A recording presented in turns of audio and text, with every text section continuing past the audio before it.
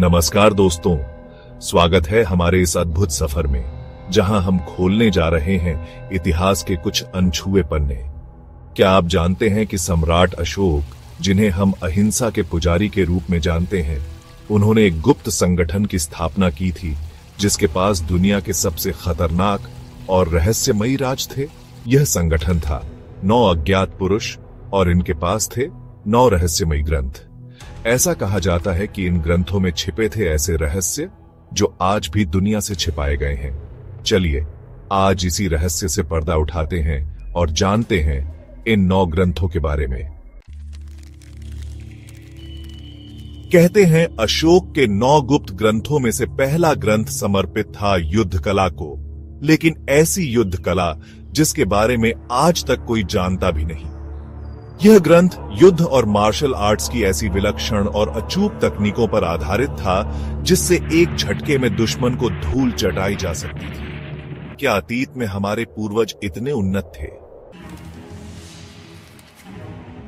अगर पहला ग्रंथ युद्ध कला का महाग्रंथ था, तो दूसरा ग्रंथ मानव शरीर का रहस्य खोलता था।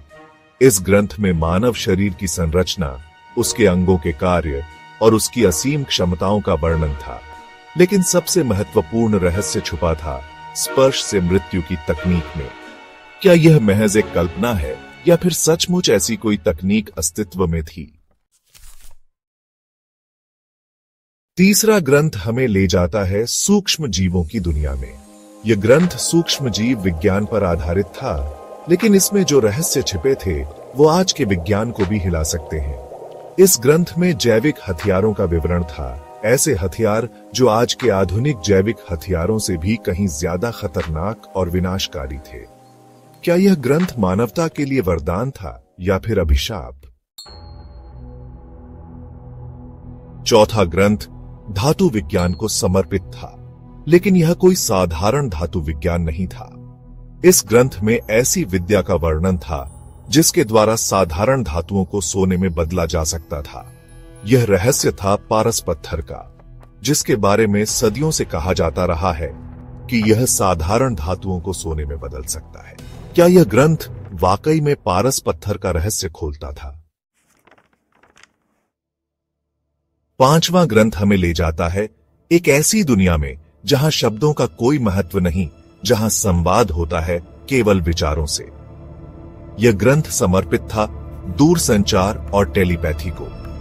इसमें ऐसी तकनीकें बताई गई थीं जिनके द्वारा बिना बोले, बिना किसी माध्यम के एक व्यक्ति दूसरे व्यक्ति तक अपने विचार पहुंचा सकता था। क्या यह महज कल्पना है या फिर हमारे पूर्वज वाकई में इतने उन्नत थे? छठा ग्रंथ हमें प्रकृति के रहस्यों से रूबरू कराता है। यह ग्रंथ समर्पित था ग्रहों और नक्षत्रों की ऊर्जा को नियंत्रित करने की विद्या को। इस ग्रंथ में बताया गया था कि कैसे ग्रहों की चाल को समझकर उनकी ऊर्जा का इस्तेमाल करके प्राकृतिक आपदाओं को नियंत्रित किया जा सकता है।